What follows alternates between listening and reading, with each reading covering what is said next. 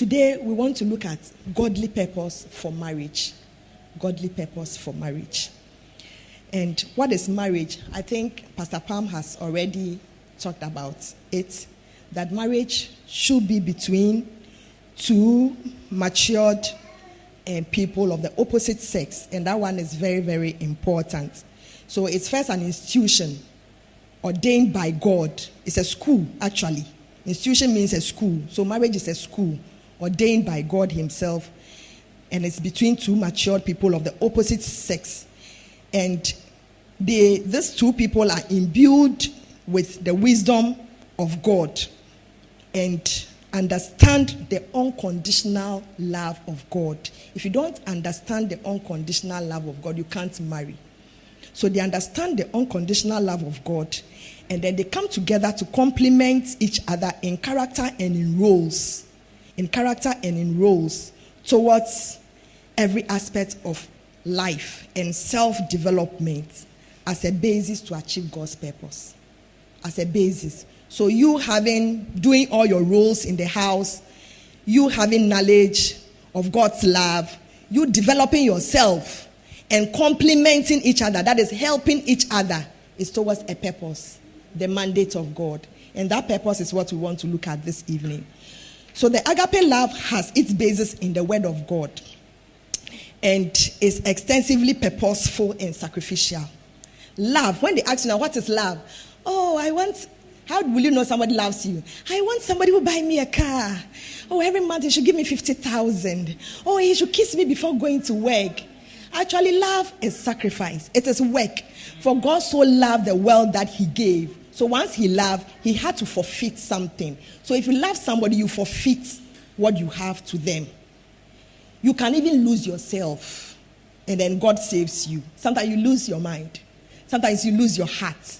Sometimes you lose your physical beauty. Those of us who have carried the babies, I wasn't like this, but now you see my belly. So you lose your beauty, your appearance, your attraction, your personality. You lose it for the other person. Because my children don't bear my name, they bear their father's name. So I just help him extend his generation. I got nothing in that. So though marriage is intrinsically romantic, romance is part of it, but it's extensively purposeful. Extensively purposeful. So applying human wisdom will not help us. You need the wisdom from above. So James chapter 3 verse 15 says, such wisdom, that's the philosophy of the world, does not come from heaven, but is earthly and unspiritual and devilish. The philosophy of the world. So the world says 1 + 1 is what? 2. That's philosophy. It makes sense, right? It's logical. But it is not spiritual. Because in God, 1 + 1 is what? That is wisdom. So we have the philosophy of the world, and then we have the wisdom of God. And so it takes someone who will say, at thy word, I will just do as you have said. That is wisdom. So Jesus told them to leave their nets. That's Luke chapter 5 verse 5. He told Peter and his people to leave their nets and follow him. And they said, we will catch no fish throughout the night, but at thy word we will let down the nets and then go fishing for men. So if at thy word you will let down your personal net, the net of your personal pursuit, you have a vision, it's so big. You have to let down all those personal visions, great goals in life. You have to let down all those personal nets and go fishing, because he has a purpose for you, different from your personal one. So true love is synonymous and sacrificial. We have established that. So we move on to the general purpose of marriage. So if I ask you, why are you married? Answers will come like, it's a social obligation. Society places a demand on you actually at a certain stage.